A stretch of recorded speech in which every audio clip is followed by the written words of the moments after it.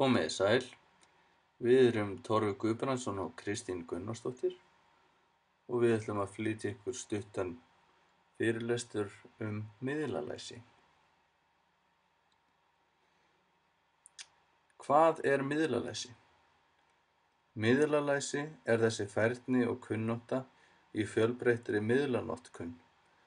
Bæði felur hún í sér að geta horft á og greint ýmiss konar fjölmiðlaefni og upplýsingar og einnig að búa til nýtt efni og miðla því á einhvern hátt.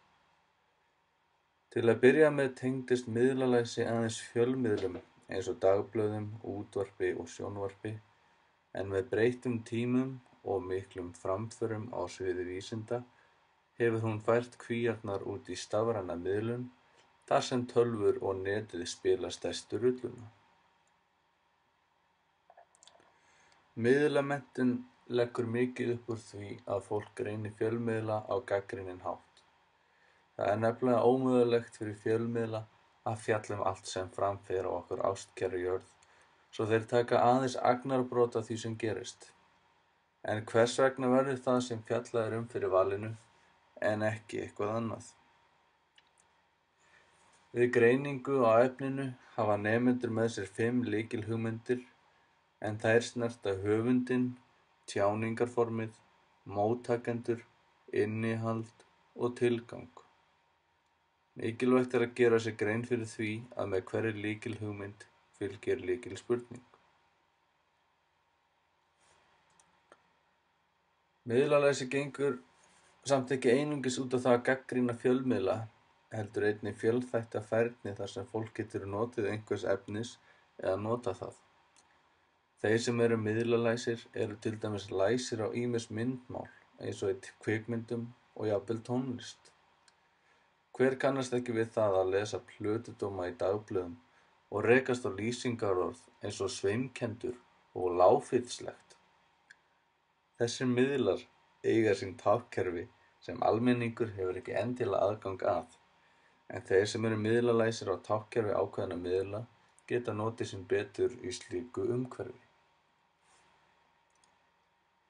Nú til dags eru margar aðferðir til þess að miðla efni.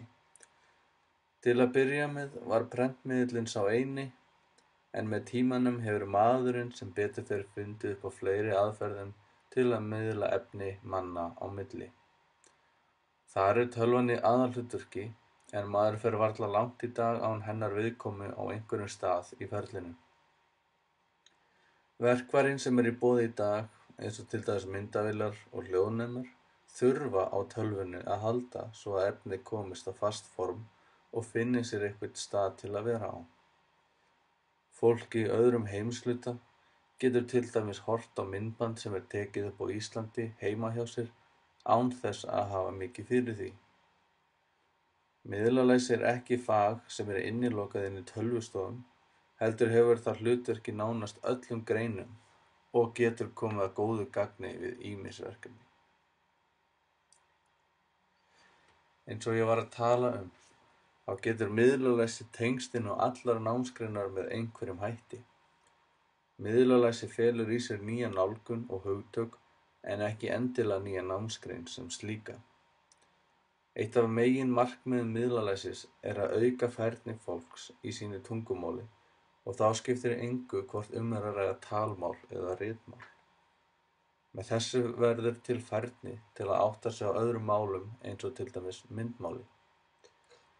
Miðlamennt felur í sér ríka áherslu á að fólk skilji hlutverk og eðli miðla. Fjölmiðlar geta nefnilega haft áhrif á það hvernig fólk hegðar sér og getur jafnvel myndað skoðanir þess með valdi sínu. Miðlamennt býður upp á sveigjanlegt og lýðræðisleg vinnubrögð og einnig hafa nemendur valdið í hendi sér þar sem þeir velja sér sjálfur viðfangsefni og sjá skipulag þess og framvindu. Nemandinn þarf að átta sig á styrkleika hópsins og nýta krafta hans til fulls. Takk fyrir okkur.